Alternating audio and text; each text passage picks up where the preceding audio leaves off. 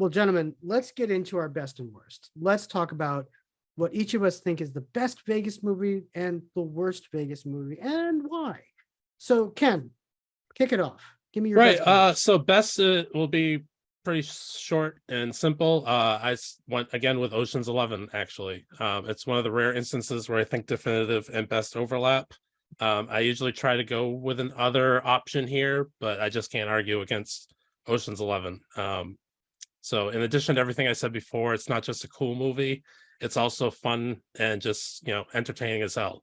For me, it's like that platonic ideal of a movie where it has mainstream appeal, but also like cinephiles love it too. And Chris will love this. It's a ridiculously stacked cast. So It is yeah. Murderers Row. Perfectly Yes. cast. Perfectly cast. Perfectly cast. From top to bottom. I think last time I counted, there's like 13 Oscar nominations among. Yeah, I believe it. Like, it's And I just like the cameos they get too for like, the Hollywood scenes, the underground poker games with like Joshua Jackson and people favorite like that. line in that entire movie is when George Clooney asks Topher Grace, "What is it like making the transition from TV to film?" And it is just unbelievable Easter egg in that movie. So fantastic. A nice segue, because speaking of making the transition from TV to film, my worst is Showgirls. Wow. Yeah, I haven't inspired. like I said, I haven't seen this movie since 96 or 97. But I just remember it being really not good. And like I was saying, it may be less of a thing now, but back then and for a long time, it was always interesting trying to see TV attempt to transition into movies. And Elizabeth Berkley's is one of the more infamous ones, unfortunately. The movie's just a failure in a lot of respects. And as Greg mentioned, it's gained a cult following over time, which I'm a little tempted to revisit because of that.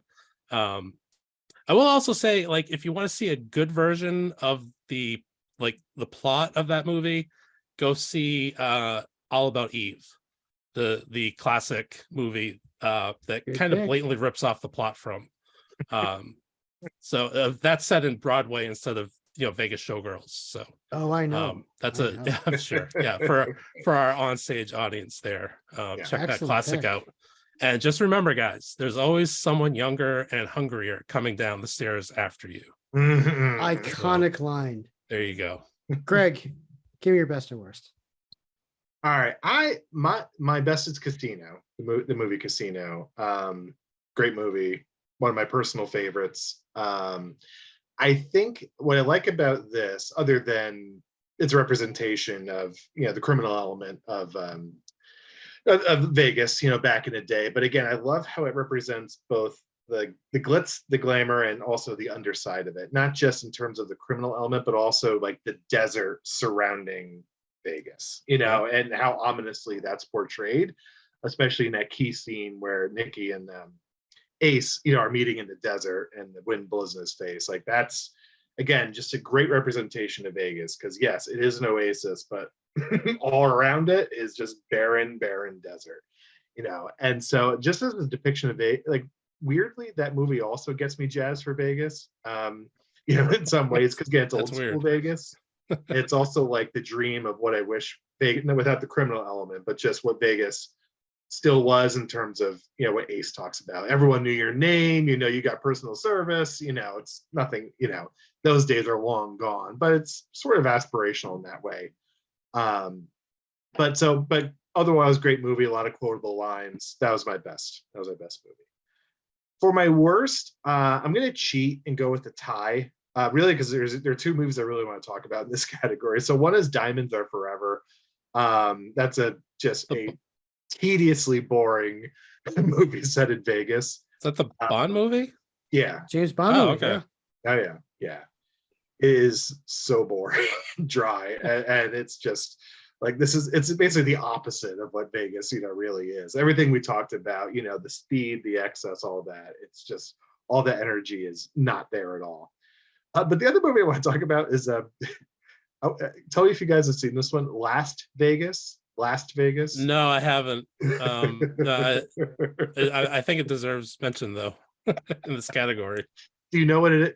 Do you guys know what it No. is? So it's Yeah, it's okay. the old guys. Yeah. Yeah.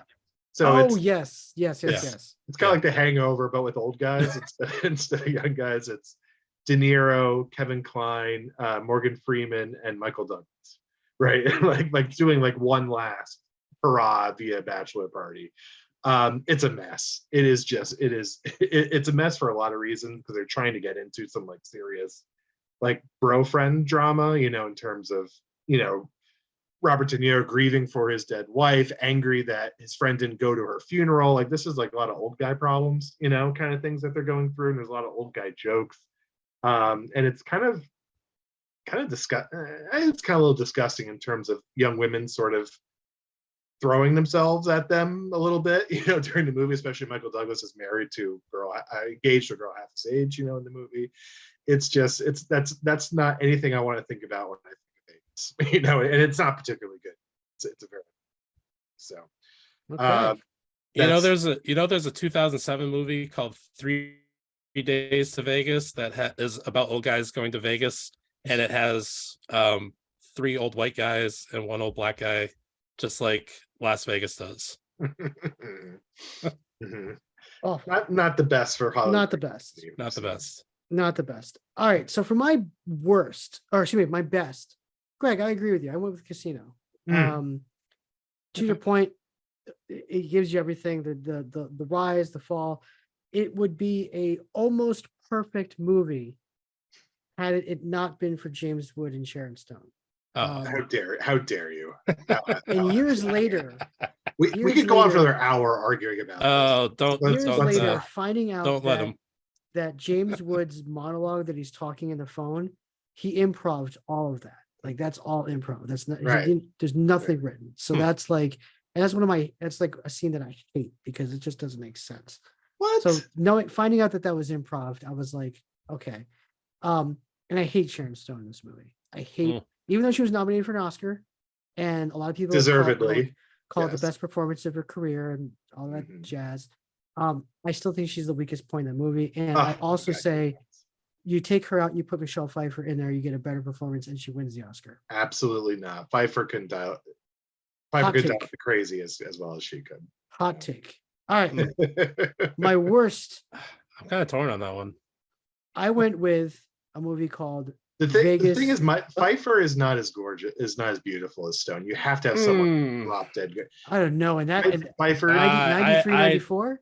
Pfeiffer is a beautiful woman. Stone, in her prime, which she wasn't at, is drop dead gorgeous. You need someone. I don't think you can go wrong with either one of them. You guys are biased. I'm telling you. Hot takes. Yeah.